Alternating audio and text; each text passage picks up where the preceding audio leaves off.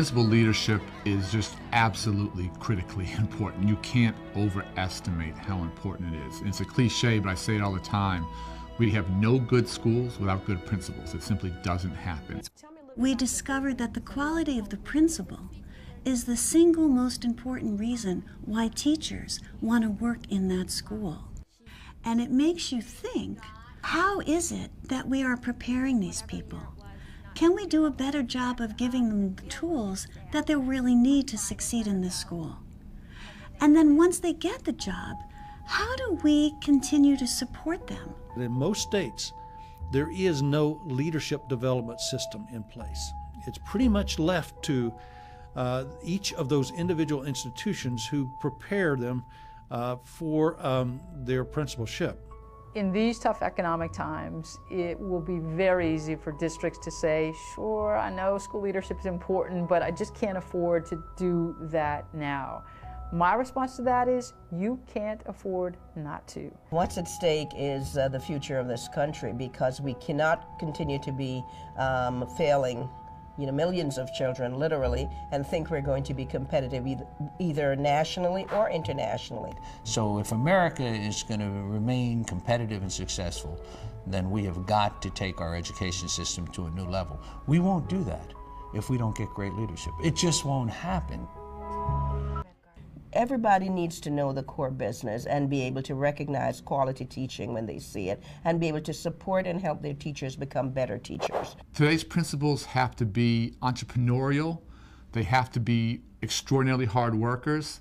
They have to be very, very smart and first and foremost instructional leaders. We're talking about regular, periodic visits by the principal to the classroom. We're talking about reviewing lesson plans and getting engaged and involved in instruction for the students. You have to be in the classrooms to see the teachers. You have to talk to the students and be in the room to make sure they're doing what they're supposed to be doing. You don't automatically know how to be a good principal necessarily, just as a physician who's trained would not necessarily know how to be a good doctor. There are direct responsibilities that states have to support leadership development. Every state must step back and evaluate the kind of support or the lack of support they've given to this critical. A district can grow their own, and that means to identify and support the development of teachers to become principals. Because of funding, the students are grouped together. Some districts have done that and then have been able to set up their own training programs. Your teachers of today could be your leaders of tomorrow. Network of support that helps them with the challenges that they face, that's enormously helpful. It's not just about training when we talk about the success of principals. It's also ongoing support for them, bringing people together for different kinds of conversations. And so we need ways to support that.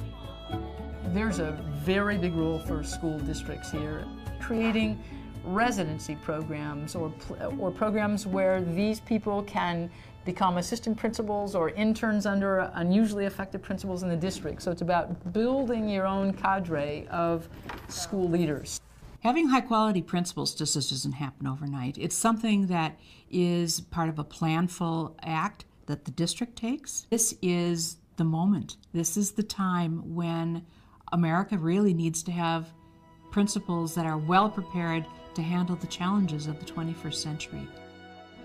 Takeaway 7?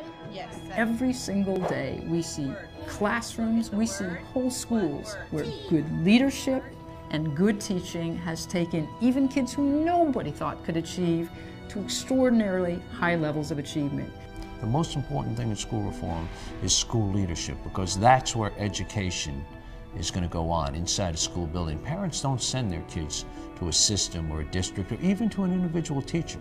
Parents send their children to a school, and school leadership is the critical variable. I think why children historically struggle is not their lack of ability, it's our low expectations of what they can do and leaders who have been complacent about challenging the status quo.